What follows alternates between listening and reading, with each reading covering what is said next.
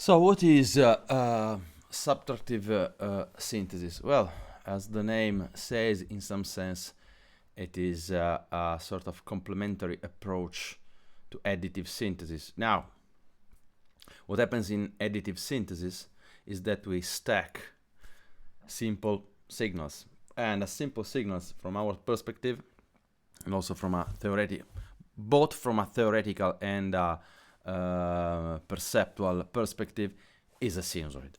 Now, the point is that we're trying to get a complex sound starting from simple things. The idea in subtractive synthesis is the opposite. We start from a complex, a very complex sound, and we try to reach a simpler sound. So the basic notion of subtractive synthesis is related to the notion of filter that some of you might know, but that is interesting to introduce in SuperCollider. Well, what is a filter? Well, actually, a filter is a device that is capable of transforming a spectrum.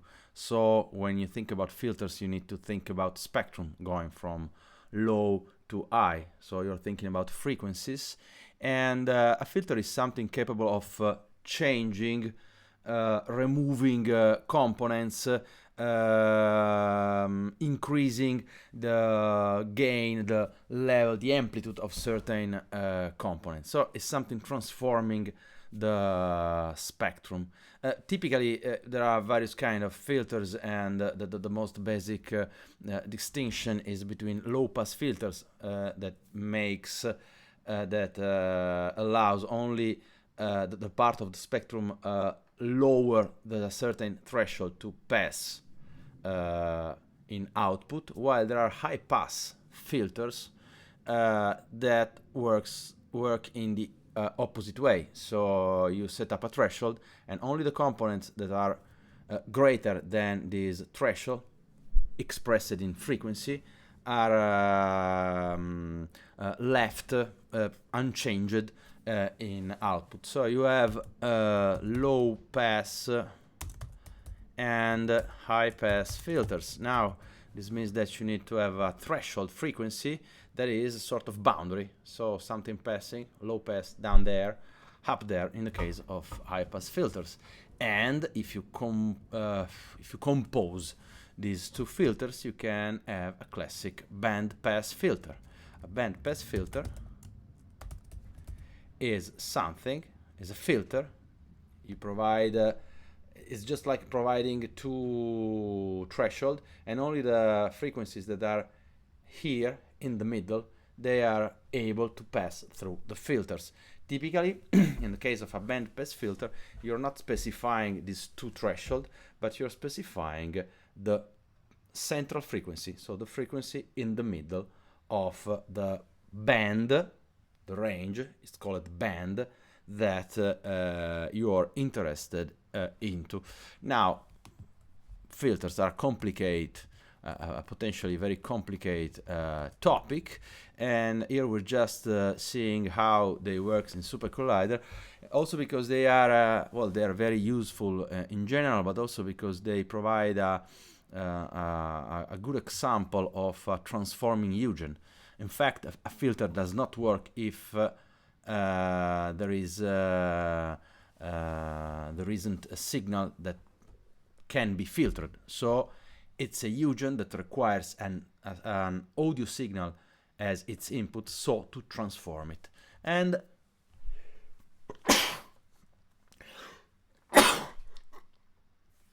sorry, some allergy. And if well, there are many filters, because filters can behave in different ways. They can transform, they can have a specific sort of color. Most basic filter is in SuperCollider is low pass filter implemented so-called Butterworth filters, and a low pass filter takes something in input, defines a threshold, a low pass threshold as in Hertz, and then of course you have the usual mul and add arguments. So what can you transform? Well, as an example, you need to transform something, to modify something, and the point in a filter is that you have to remove components. So the point is that your input source must be rich in order to take away pieces of its spectrum. What is rich sound, rich spectral source? Well, typically a noise. You might remember that a noise in general is defined as something not having a fixed frequency, and this results typically spectrally in the energy, which is spread over the whole frequency domain, or at least in a large part of the frequency domain. And if this energy is spread all over the frequency domain in some sense with always with the same energy, well, this is a white noise. White noise sound in this way. White noise dot r, better to specify multiplier because it can be quite noisy.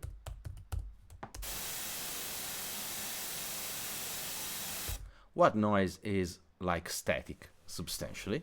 There are many kind of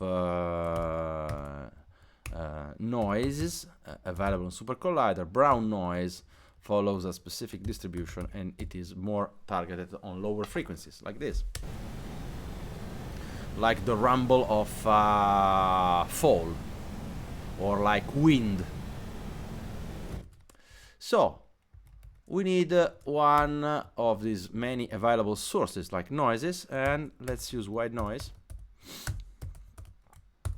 Let's use it in this way, and here we have to pass a frequency. Now we want to experiment with this frequency, and we use mouse X or mouse Y, maybe mouse Y, sorry, because it is displayed on my screen, and we go from let's say 50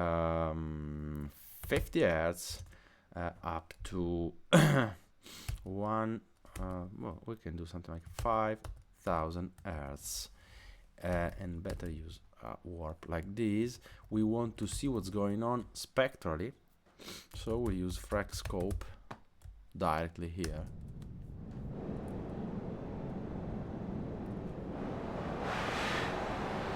While moving, this is a low pass threshold at 50, and we're going up to 5,000. You see that more and more energy is passing. You also see that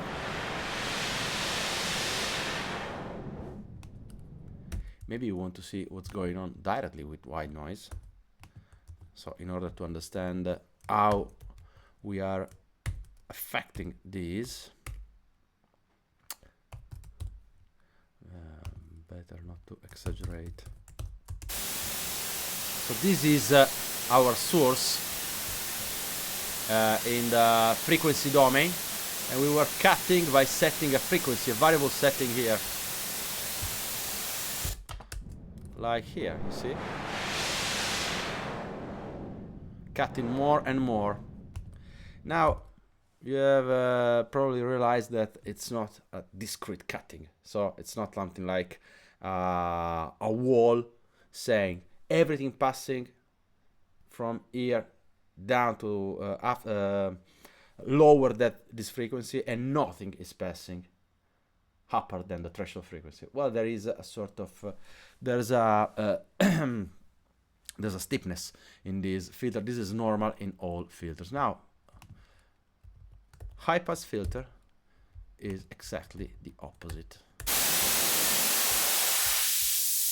So now we're cutting. This is not very interesting because 50 means substantially everything. So we can go to 50 up to, let's do 15. Very high.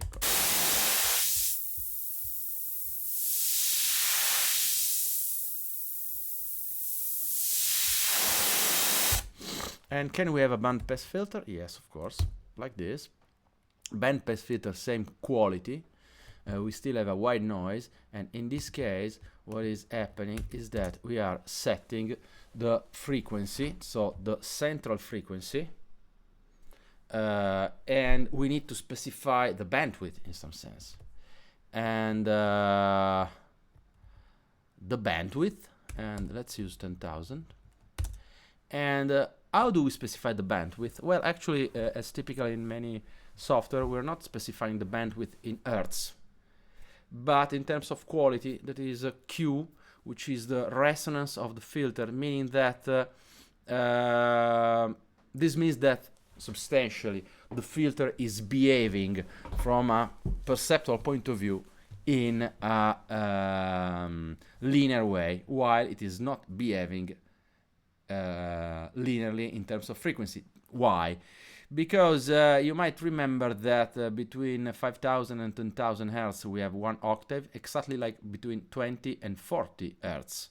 So the point is that 20 hertz can mean an octave if we start at 20, while means a really small band if we are at very high frequencies. So the point is that by fixing bandwidth in hertz, we will have a very different behavior, a large filter in the lower frequencies and a very small filtering in higher frequencies. So the point is that Q takes into account this for us. So we specify the sort of quality which is uniform in terms of perception, while changing gradually or increasing or decreasing the bandwidth. How do we specify Q? Well, actually the point is that computationally in SuperCollider Huygens we need to specify a reciprocal of Q, meaning that if we want a very high Q, we need to specify a very small RQ, the reciprocal of Q. So, well, we can start with something like this. This is RQ. Let's see what's going on. We have constant Q.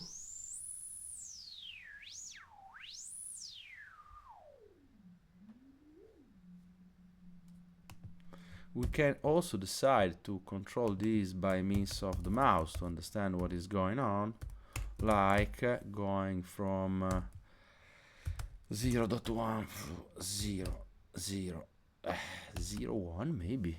Now the point is that we will get a very different amount of energy.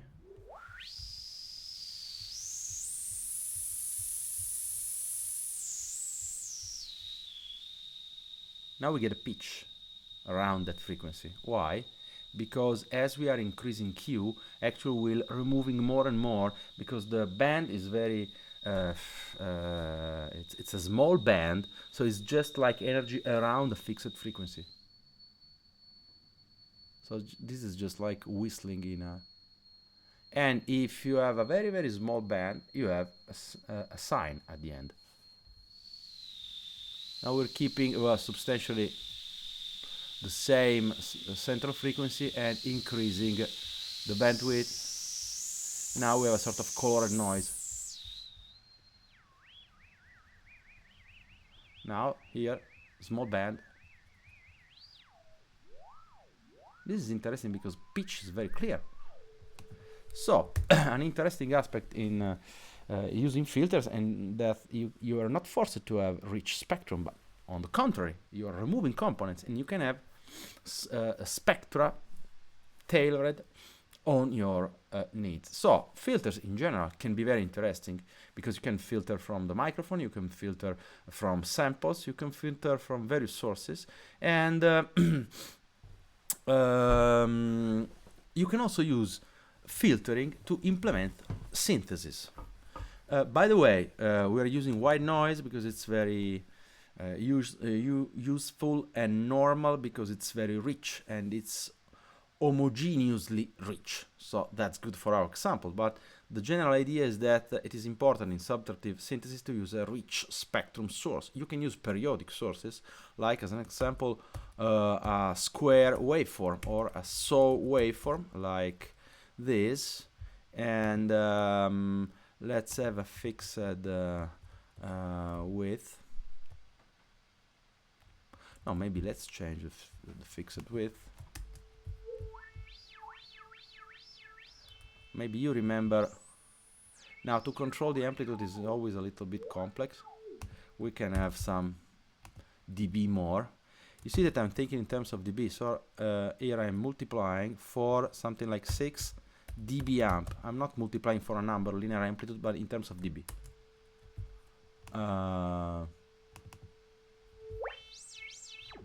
Let's give something more. Why have we to add? Because in this case, by removing components, we are losing energy.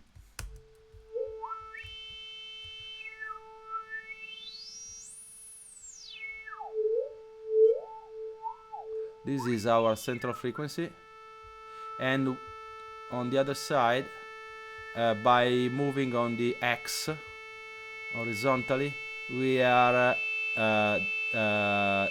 diminishing the quality and filtering less.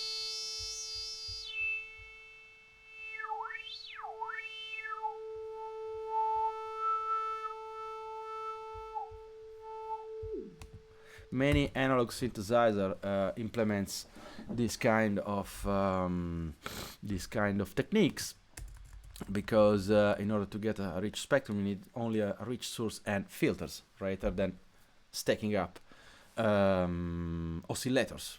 And if it's an analog synth, an oscillator, it's an analog oscillator that is a piece of electronic hardware. So filtering is interesting in itself, but can be used to implement exactly something like this. What we did here was a bank of oscillators. Why a bank? Because actually, if you think about our mixing console, the idea is that it was mixing SIG, which is an array of sinusoidal oscillators, generators. So we are just like having a parallel bank of oscillator that they all converged to our mixing bank, having as its output a mono signal. Now we can do exactly the same, well, not exactly, but mostly the same, and we will make mistakes in by creating a bank of filters. So the point is that we need a source. This source can be called, there can be a white noise, so we are having a white noise. And then the point is that rather than having this, we will have something like a band pass filter. Now, freq is fine for us, because rather than having our oscillator at harmonic components, here we have filters placed at harmonic component. So we're filtering out in order to leave the harmonic, a sort of harmonic skeleton from this. We are removing in order to get these harmonic peaks. So phase is no more an issue here. What do we have to specify? Well, first of all, the first argument must be in, which is SRC. The second is frequency. The third is RQ. And mul can be used using the classic decay technique we used before. Now RQ can be something we're placing outside, like RQ could be from the beginning something like this. Let's see what's going on here. No syntax error, but this does not mean that this works. Let's try our we call this additive. Well, so we have overwritten the previous. Let's call this subtractive, and let's copy this.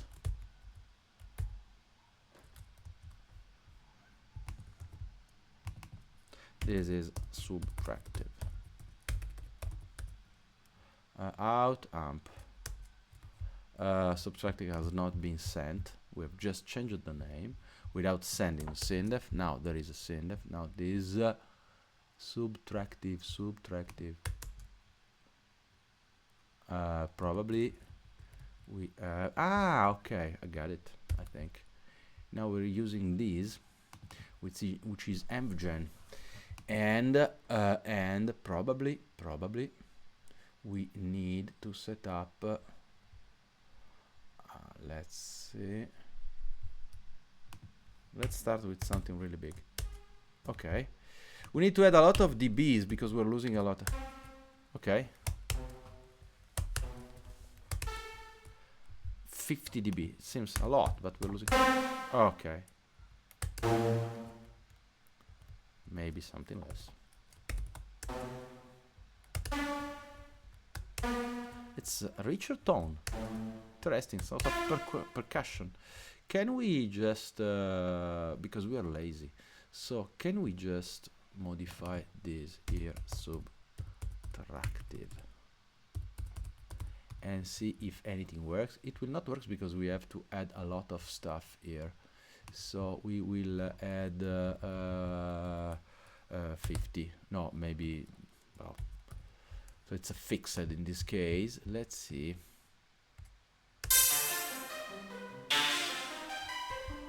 But it's interesting, this sound, no? Now we have a fixed RQ.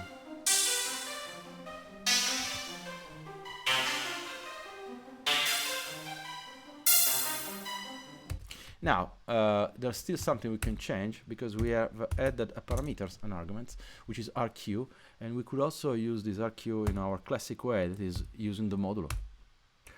A modulo. Let's do something like 20, and we need to scale this over 20 iteration so that it goes lean maybe 0, 19, and we want to go 0. The tricky point here is that by changing the quality, if RQ is larger, we get more energy. So there's an issue related to amplitude we should probably take into account. So actually this should be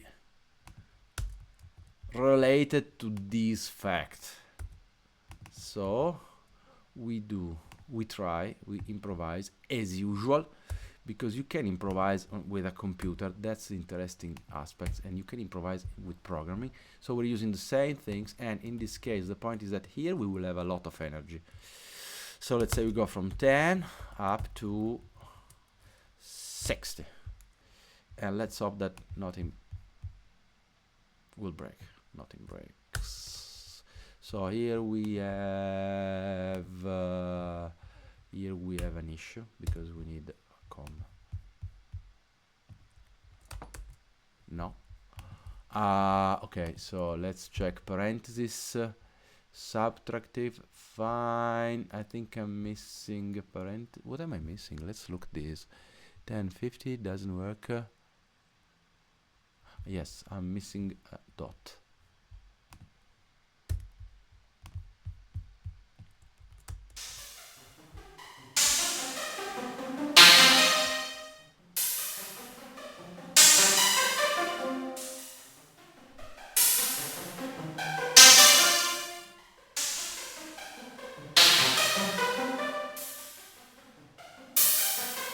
I'm not satisfied by this. I think we're losing. I think. I'm still thinking. Yes, RQ. Fine. RQ is here. Fine. Now that's good. That's where I am expecting this. So maybe it's fine. RQ 00.1. Let's. Where is our subtractive? Where did I place? Maybe I. Okay. Right. Let's check this. RQ. I modulo 20 0 19. Well, that sounds good. That's my dB amp.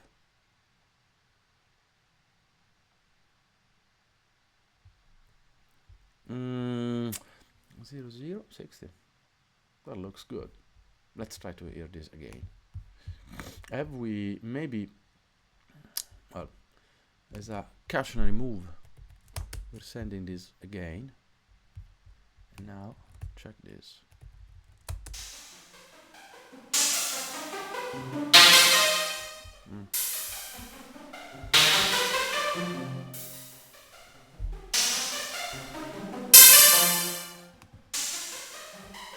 Well, this is surely too much. Maybe we can inspect in this way.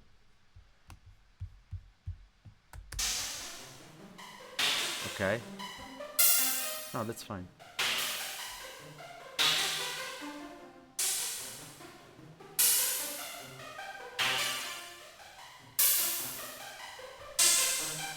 Okay.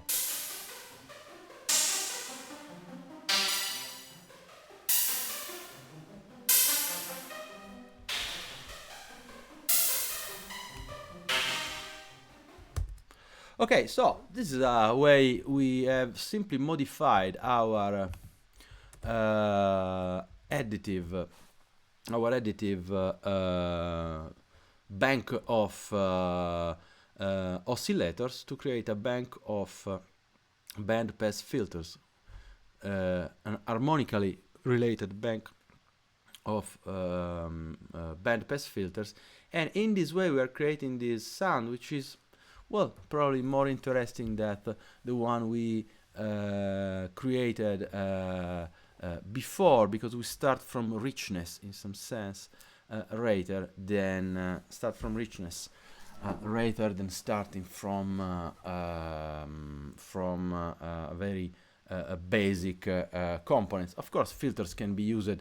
In this case, what we have seen is that filters can be used in order to transform complex materials, retaining their identity. You're filtering a voice, you're filtering a sound, and so on. Or you can be used to filter more abstract sound sources in order to create a sound by itself, like this sort of almost it's a sort of almost a string or a pitched percussion like we did. Now, so we know something about filters. There are many filters you can explore, like here, and you will never use this Eugen because it's an abstract Eugen, but if you look at this, you see that many common filters inherit from this abstract class, including LPF, HPF, Moog, rings, integrator. They are all filters. So there's a lot of many Eugens to be explored and having different behaviors. Now, what can we filter? Well, we've seen that we can filter generated signals, like a rich pitched signals, like pulse or so. Well, you not filter a sinusoid because it's the purest, spectrally purest signal, so it doesn't make any sense. You need something rich. And you can filter noises. You can also filter, we said, sounds, like sounds you have on your computer and you have found in the internet, or maybe you have recorded. And how can we do this? Because how do we access